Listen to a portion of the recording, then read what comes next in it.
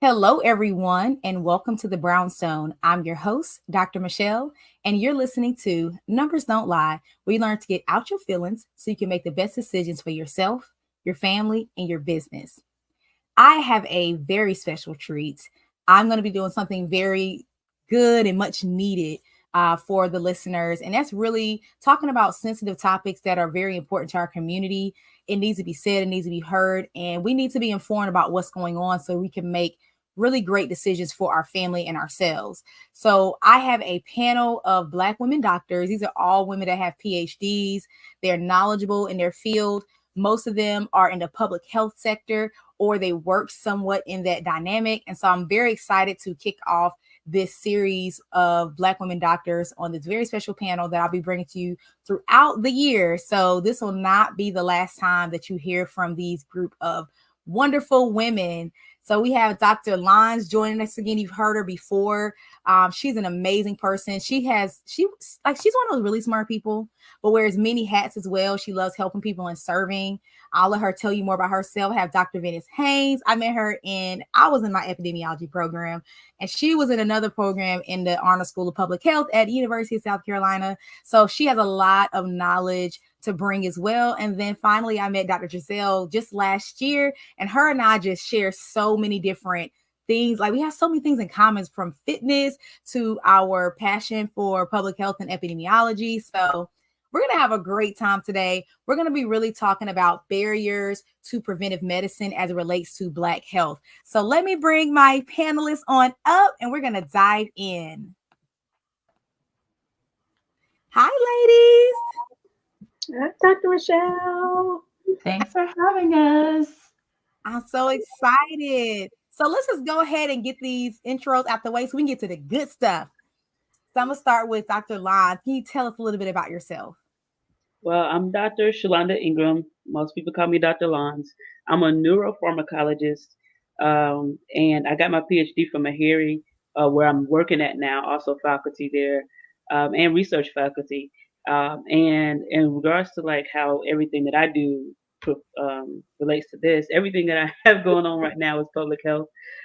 Even my research driven, I started off in addiction research, which is very big in the minority community. But now I'm more interested in like trauma and the generational trauma, how it affects us, not just how it affects our mental and emotional health, because that's kind of my thing, biologically and neurologically, but also some of the constructs of the public health side, which is where a big part of my research goes. And then my nonprofit does about a good amount of this as well. So this is kind of hitting a few different areas of everything that I do on a daily basis. I told y'all. Didn't I tell y'all? All right, I'll let you go next. Dr. Haynes. Thanks, Dr. Michele, for having me. It's always good to connect. As she said, we went to grad school together, different departments, but intersected a lot. I just want to say shout out to Meharry, Dr. Lons. I got my MS, Master of Science in Public Health at Meharry. Yeah. And it's really where I got my public health roots, particularly in health disparities, social determinants of health. And from there, I went on to work at Morehouse School of Medicine. I really got grounded in understanding social determinants even more, and really got to cut my teeth on community-based participatory approaches in research with a lot of chronic illnesses. But one of my specialties was breast and cervical cancer and women's health. And I loved that, latched onto it, and built that trajectory out, that research trajectory in cancer. When I got my doctorate in health promotion, education, and behavior. And it's interesting. I had an interesting journey, working in cervical cancer and underserved communities and global communities, particularly for women of color and all that we were facing. But when I had the opportunity to get into the workforce, I took an interesting and needed pivot into the health policy space. And I got to go back to the roots of the health inequities and social determinants on a systematic level. So I'm really, really excited to be able to work at United States of Care and listening to people all across the country about their pain points in the healthcare system, and really excited to bring some of those perspectives and just, the experiences being out in the community to this conversation. That's phenomenal. I just went to a conference recently, so I'm like, yes, those voices are needed in the policy side. So glad you have a seat at the table. And last but of course not least, Dr. Jasel, tell the people about yourself. Because I've had Dr. Jasel too. So I was like, I gotta have you back. And so she's back, y'all. I am back, and I'm so excited for this conversation and just all of this Black girl magic on screen. Um, we are so underrepresented in the field of public health, even though it's grown so much in the past 15 plus years.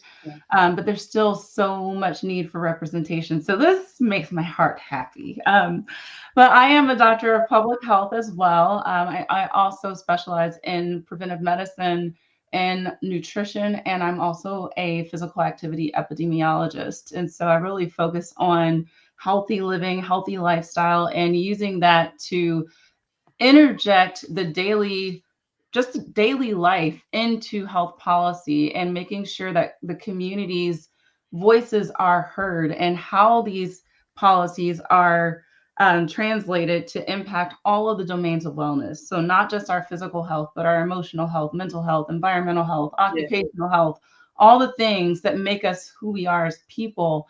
I'm the founder of the Heal the Public Collaborative, where we connect and we provide culturally relevant services and programs that integrate all of these 8 dimensions that I'm talking about of well-being into improving specifically diabetes and hypertension outcomes in communities of color. And those 2 particular conditions have significance to me because, for one, my father died of diabetes complications and my mother has hypertension.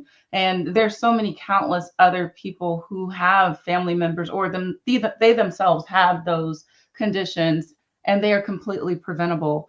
I am also the founder and chief clinician of the Viv Wellness Academy, where I provide a variety of different services, including nutrition coaching, consulting, and healthy living products. I've created over 40 different ebooks. I'm also a published author where I help people start to integrate plants into their nutrition. Most people, I am not going to hit people over the head and tell you need to be plant-based. But one thing that I can say is that most people, especially those who are melanated, do not eat enough vegetables, period. They just do not. And so I specialize particularly with women over the age of 35 who have hormonal and metabolic issues. And so people who have PCOS, any type of hormonal situation, come talk to me. I love it. Can I just say both of y'all are speaking my language, so I think we need an off-camera conversation. I know. Because you guys are speaking my language. I think I found my village. Come on, the last time I did a panel of women, it was like they all became like best friends. I'm like, I love it for us. Just y'all find are your talking all friends. in my language. I love it.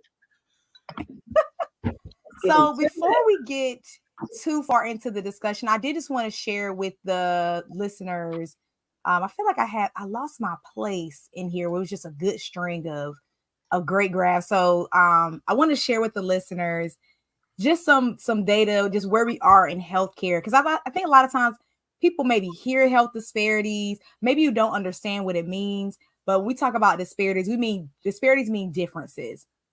And if you do not know, when we talk about health, and we mean like across the gamut of health, most health conditions outside of skin cancer, but most health conditions, there is a gap between the health of white Americans and Black Americans and other ethnic minorities, where ethnic minorities have worser outcomes. So I'm going to share something with you, and I'll just kind of talk through it as I'm sharing it.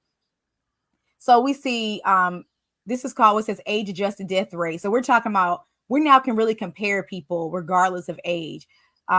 So the death rate, so we see for ethnic minorities, 46.3. This is the rate. Just don't even necessarily worry about like what it means, but just know it's higher than white, which is 22.4. And the rest of these are ethnic minorities.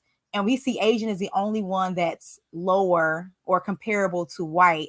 But I can literally go from graph to graph, and we constantly see something like that. Cancer, that's in 2019. Cancer deaths higher for Black Americans. I mean, we can go on and on and on.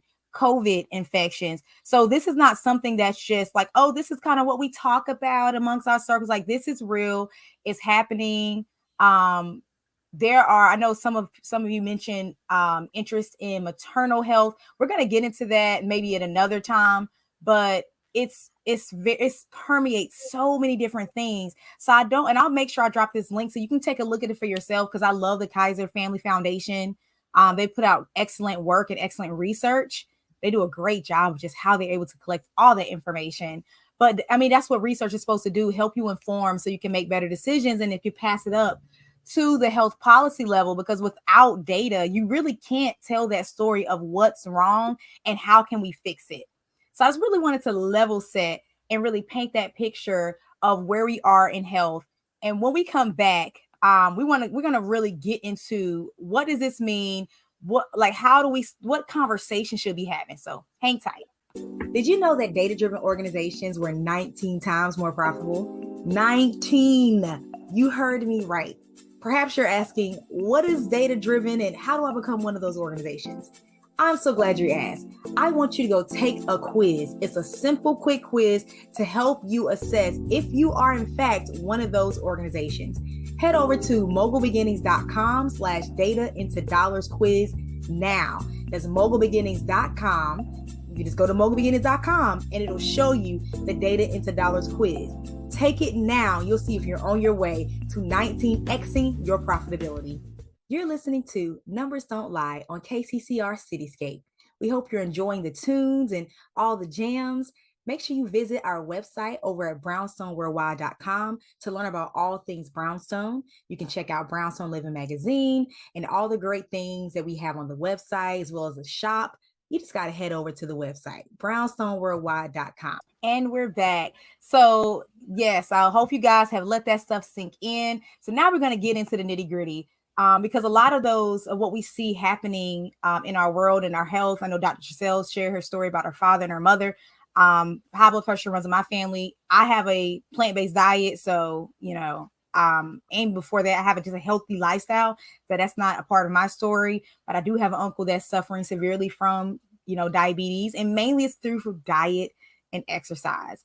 And that is what we call preventative health, like just doing the things to prevent disease. So I want to start there. Like, what does prevention or preventative health mean to you? And anyone can jump in first.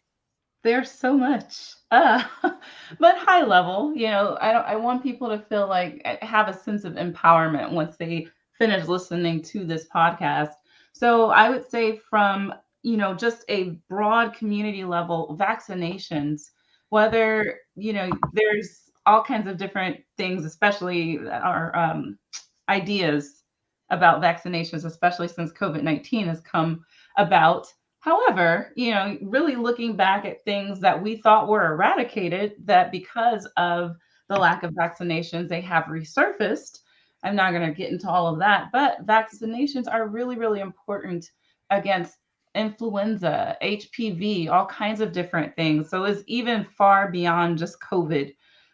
There are vaccinations that have been tested for decades. For those who are unaware, and make sure that you talk to someone who understands the science behind vaccinations and what's actually happening in your body before you make a decision to vaccinate versus not. But then there will also be screenings. I mean, simple things like we're talking about hypertension and diabetes and also cancers. Many of these things can be detected long before they are ever issues. And that's not even just for adulthood. These are also for children, especially if you know that it's something that runs in your family. You want to make sure, hey, is my lifestyle congruent? My lifestyle choices congruent with me not having these conditions? And you want to have this very real conversation with your providers long before it's ever even a challenge. But then also healthy lifestyle choices. I mean, there's so much I could say, but I'm going to stop talking because I'm sure the other ladies want to talk too. I'm not going to talk too much on this, but Dr. Martin hit on this, the screening piece of this, and I'm coming from the cancer space. We cannot underestimate the importance of early detection. And you hear that it's not just a catchphrase, it's not jargon. I can't tell you how many times women would go for their pap test and they might find something, but that is actually gold, right? That's the whole purpose of getting a pap test, to be able to catch precancerous cells before they develop into cancerous cells. And it's the difference between a major procedure and even death. I'm not saying this to scare people, but it's a small thing. It might be a little inconvenience, up top. Same thing with our mammograms, but it's what I always like to tell people: you can pay for it now, or you can pay for it later. So I'm willing to bet if you give up that little slight inconvenience now, like, yeah, you might have to take a half a day off of work, or be inconvenienced at your doctor's office. It pales in comparison to hearing later on down the road, I'm sorry, you have fill in the blank cancer. Just take that little extra step. If you know better, you can do better. But I'm telling y'all, you can pay for it now, or you can pay for it later. So I'm gonna get off my soapbox on and hands it to Dr. Absolutely. I agree with both Dr. Martin and Dr. Haynes on this. And actually, I'm kind of living through this too. Both parents had diabetes. It runs on both sides of my family. Both sides of my family is either well, on my mom's side it's hypertension and strokes and brain aneurysms. On my dad's side it's high cholesterol and congestive heart failure. And for me, I already have a whole different condition called osteogenesis imperfecta, where my bones, I was born with like 12 fractures and broke every bone except my neck.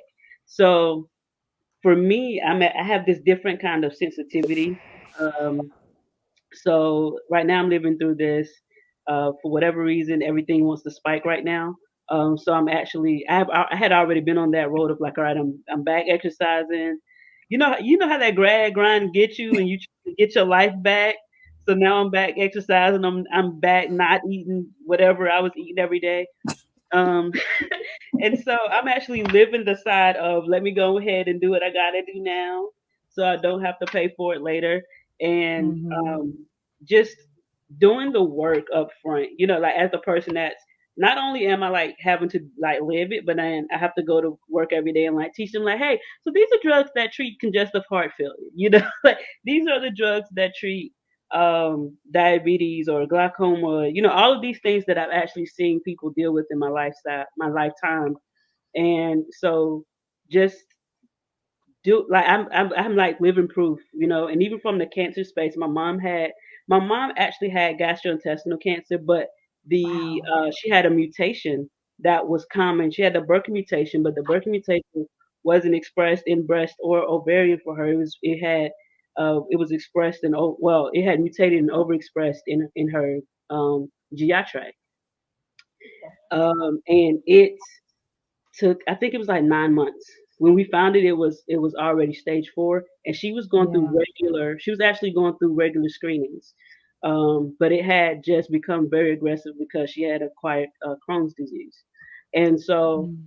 which Crohn's disease is also, as you know, very it can lead directly to colon cancer and GI cancers. And so we didn't even know she had the particular mutation. And then I found out through my aunt, who was going through breast cancer at the time. They had the same mutation. Had no idea, Wow. you know. And so it's that, yeah, you do need to know what, like, get your genetic screening, even if you have no reason to get it.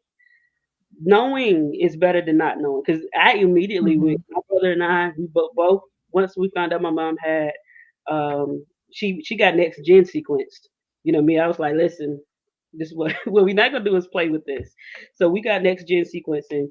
My brother and I both got tested, and neither one of us have that gene. But it's just that I told my brother up front, like, we need to know, period. Because that actually tells us whether we need to make lifestyle changes or not, and all the other. Absolutely.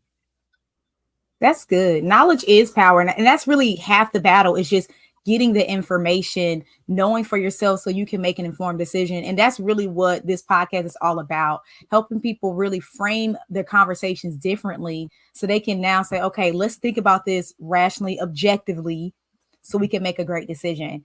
So I love what everyone has said so far. And I think it's so plain. It's like it always makes so much sense when we talk about like what prevention is. Like, oh, eat right, go to the doctor, make sure you exercise. And it's always seems so easy. But when you think about those disparities that we talked about at the top of the episode, what are some things that are barriers to particularly our community really doing take some of those necessary steps? I'm going to start. I'm going to say it starts with knowledge again because, Mm-hmm. and I think Dr. Martin probably is going to like jump on this when I say this. Diet, sugar and salt is in everything. And one of the barriers to, in particular, to treating or to preventing hypertension and diabetes is knowing what you're eating and knowing, Mm-hmm. I know we hate calorie counting and carb counting and things like that, but that, honestly, you really just need to probably just eat vegetables and fruits. But in the other, in the other chasm of it, actually knowing what you're putting in your body, that I can't explain how much your diet, what you're putting in your body. We can exercise all day long if we're still putting junk in our bodies. That's not going to help us at all. And as a pharmacologist, I'm looking at like I'm I'm trying to differentiate to my students like these are drugs, right? Like anything you put in your body that is not natural is a drug. Even if you're Wow. supplementing, like, but you got all these supplements on the market, that's a drug.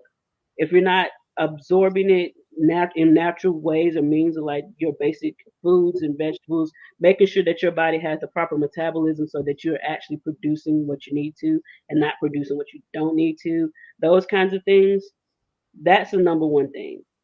Exercise just helps your body like almost backwards regulate all the other things that is going on in your body. That was good. So good. She got like the inside perspective. Like she got the microscope perspective. I'm a pharmacologist. I'm going to speak to this. No, I love it. I completely agree with everything Dr. Long said. And I'm going to keep this simple. My thing with the people, I mean, the barrier to answer your question would be accessibility, whether it is Mm. accessibility to good food, accessibility to healthcare. That's the thing. However, I want to empower people to take their power back. Um, because just because you live in an area where you got to take two buses and a train just to get to your doctor's office or to a healthy grocery store, Right. that's fine. What I want you to tell, because they have these things at corner stores too. I want to tell you how to do it. Dr. Lons touched on this a little bit. When you are picking out what you need to eat, if it has more than one ingredient, it's not real food. Mm. Period. An apple is made of nothing else but an apple. A piece of salmon is made of nothing else but salmon. Real food Yes. has one ingredient. So if it didn't come straight out the ground or if it did not have a parent, that is not what you should be eating. Period. Period. That's it. That's that. So whether you get it from Whole Foods or whether you get it from Piggly Wiggly, that's fine. Now we can go into the whole organic versus non, the GMO, and all those other things. And to a certain degree, yes, those things do impact you. However, as long as you are doing everything in your power within your scope of personal influence, you can say, I did my best, you give the rest to God, and he handles the rest. That's that. Um, as far as accessibility is concerned, from our side of things as professionals most of us work in policy to some degree, we need to be advocating for these communities and we need to make sure that the community's voices are heard. So we should be amplifiers of what the community is telling us about said lack of accessibility. So for anybody who's out there listening, if you feel disempowered, you feel like, hey, I have things to say and nobody's listening to me, come find one of us. Go listen, go talk to people who are leading different initiatives in your community. They need to hear your voice and they need you to help drive the conversation. That's Absolutely. good. Absolutely. That's right up your lane, Dr. Haynes. Send them to me. That's what I do. Okay, plus one on Dr. Martin and Dr. Lons. And I'm gonna just say too, yes, accessibility is a thing, but let's take it all the way back because it's not. I'm thinking about people that are on all parts of the spectrum of what they have access to. You could walk to Whole Foods across the street, or you might have to take two buses to get to the healthiest food. Let's break it all the way down to a lot of us are in survival mode on a day-to-day basis. We're trying to make it from one day to the next. We're trying to get through our work day. We got these kids we got to manage. We got this family. We have to make how many decisions, right? In a day's time. And what we eat and where we exercise is usually falls down on that to-do list, right? So what are some things that we can do? And I am talking to myself, team, as I'm saying this to y'all. So I'm not just, preaching. How do you make the healthy choice the default choice? You can't eat it if you don't have it, which goes both ways. You can't eat the sugar if it's not in your house, but you also can't eat the healthy food if it's not in your house, right? So what are some small things that we can break that down into? Because a lot of times when I hear what I'm talking about, people, oh, it's too much work to cook. Oh, it's too much work to shop and do all this. Oh, it's too much work to eat healthy. And you just want to grab that thing and be full and go on to the next thing. Remember when I said you pay for it now, you pay for it later? That stuff adds up. So how can we break these things down into smaller, achievable, empowering choices? And that small change can lead up to that healthy. And before you know it, you're like, oh, I didn't even miss the sugar. I didn't even miss the soda. I didn't even miss this. Because you found that smaller thing, that sparkling water instead of the Sprite, and you just create that smaller habit and build on that. That's good. Can I Y'all say bomb. something to that? Go, yes, girl. That was really good. Girl, yes, you would think I just got off the phone with a patient right before we got on this call. And I call them healthy swaps. Yes. Because the thing is about being sustainable is you want to Yeah. do things that actually appeal to you. Yeah. So Yeah. for me, like for instance, I love apple pie. Apple pie a la mode does something for me. It makes me happy. Okay. It makes me so happy. And so one of the things that one of my healthy swaps for that is baked apples. And I found my concoction of what satisfies that. And for me, like I know, like for instance, if I'm craving chocolate, my body's really telling me, hey, you have a chromium shortage. Hello, we need chromium. Eat more chromium. I don't know that. I mean, I know that, but most people don't know you're deficient. And so this also helps by eating what your body is telling you that you are craving. This also helps to address those deficiencies, those vitamin and those mineral deficiencies. And you don't even know, you don't have to understand nutrition. Just understand what Dr. Hayes is saying about these healthy swaps. Do things that you like. Hey, you need some bubbles instead of going to get a glass of rosé in the evening. Get some what'd you say? Sparkling water. Water. And add a little bit of grenadine in that mug, just a drop to turn it red. There you go. You figure out what your thing is. But it's also, getting back to the root cause of what you were saying.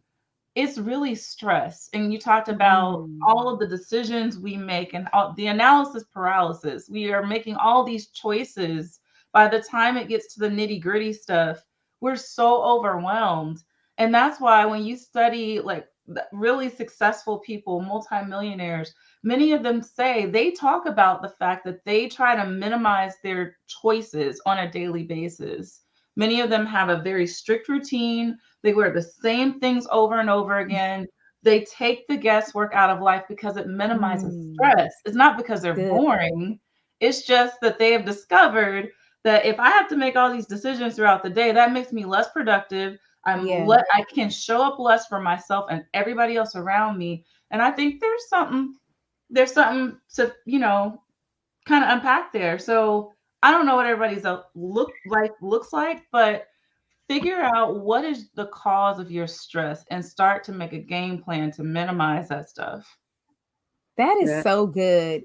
And that I'm sorry, Dr. Lines, but we got to let the people go. Can you believe it? But that's okay, guys.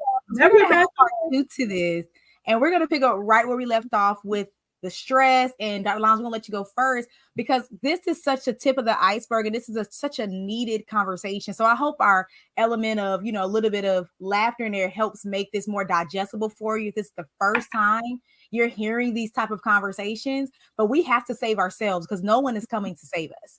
So this conversation is for you, for your grandmother, your auntie, your niece. So before we go really quickly, Dr. Lance, can you tell the people where to find you? On all social media, I'm Dr. Lons_Marie. Awesome. And you can find me there. What about you, Dr. Haynes? I'm easy. If you go to LinkedIn, linkedin.com, Dennis Haynes, I'm right there. Perfect. And Dr. Jasel? You can find me on pretty much every social media platform at Dr. Jazzy Fit, or you can go to my website, drjaselmartin.com. Awesome. And you guys, you can connect with me on all things Mogul Beginnings. That's MOG Well. And make sure you check me out as well on brownstoneworldwide.com. We can't wait to interact with you even more. Leave comments, let us know, connect with us, and let us know how this episode has helped you. See you guys next